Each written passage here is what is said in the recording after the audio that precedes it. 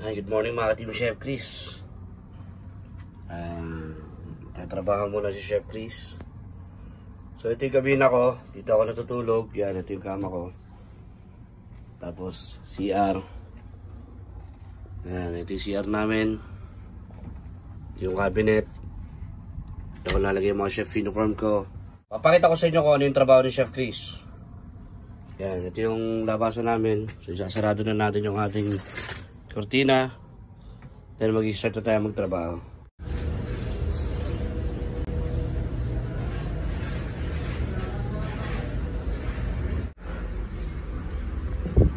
Yan, ito yung hallway na dinadaanan namin. So lahat ng crew dito nag-umadaan. Bukas mo, doon nakakita yung workstation natin. Yan. Ito yung station natin. Ito tayo naka-assign.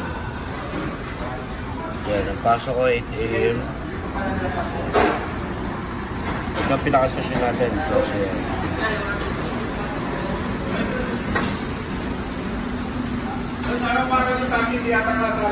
Ito yung mga meat na luluto natin.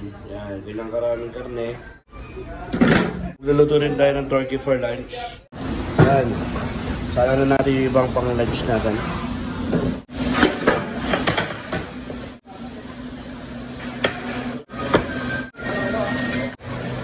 Lagyan natin, may salt and pepper na siya. Lagyan natin ang pakulay. Which is ng paprika para maganda yung pagka-roast natin. Nilarad lang natin. So every morning, pagpasok natin, preparation for lunch sa mga buffet. Sa crew mess, sa mess room, mga pagkain ng crew, kaya rin gumagawa ibang meat. Kaya pagpasok mo ng umaga, pakbaka na rin. So isa lang muna natin sa oven.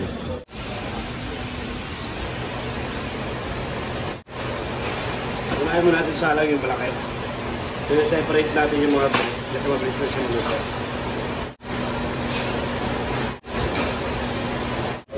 So yung turkey breast naman yung sasalang natin. I-slow cook din natin.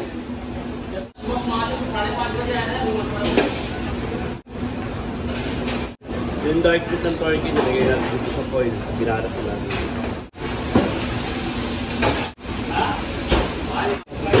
So iba naman yung gagawin natin. Tapos natin may sana yung turkey. Mag-roast naman natin yung gagawin natin. Ayan yung whole turkey. So yung pamamaraan natin para matrace natin kung luto na yung ating turkey or any kind of meat na malalaki. Gamit tayo ng digital thermometer. Kiss yan. Then tutusukin lang natin to.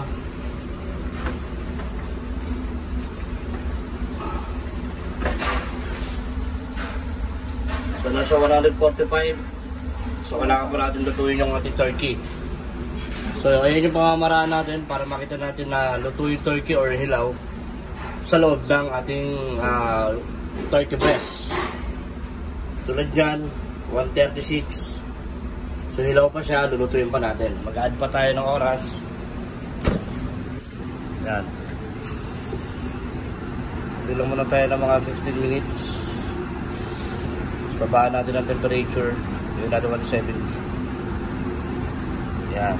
Yan, tutusukin na natin kung luto natin turkey.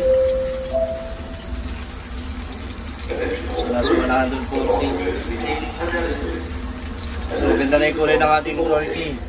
Cruise area sweep team, passenger area sweep team, passenger assistance team, emergency elevator operation. Mag-rest pa naman yan, maluluto pa yan.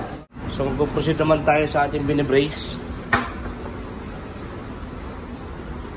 Hey my friend, soup? What soup? This one, huh? Pick up this one. So, pick up sila ng pagkain dahil tayo ang in charge ngayon. Tayo magbibigay ng mga pagkain dito sa crew galley, sa buffet, at sa main galley. Ito yung isang Indonesian. Say hi! Say hello! Apakabar! Apakabar. Yan yung food runner. Food runner ng crew mess, which is yung pagkain ng mga crew. Ito naman yung runner ng buffet. Hot runner. Say hello, my friend. Hi! Hello! What is your name? Jack! Morris. Yan si Chuck Morris. Siya yung food runner. So may inaantay pa tayong binibrace dito. Which is yun, yung pork vindalo. Ako yung kinakatakutan ng nanggali. Pag yan ang lumabas, ibig sabihin habol. So ito yung binibrace ko rin. Yung isang natin, beef. Singapore beef. Which is pinapalambot muna natin yung karne. Saka natin isasatay sa onion garlic. Siyempre gumagawa rin tayo ng sauce. Which is ito yung Singaporean sauce. Yan, parang almost same ng teriyaki. Papalaputan na lang natin mamaya yung ating sauce. Yan. Kapag malapot na siya, pwede na siya. So magpo-proceed muna tayo dito sa binebreaded natin fried chicken. Yan. Sa atin natin ibang runner ng ibang outlet para kunin yung mga pagkain nila. So ito naman pala yung siopaw. Siyempre may Asian tayo dito. Nagluto na rin tayo ng siopaw. Aantayin na lang natin yung food runner para pick up itong siopaw.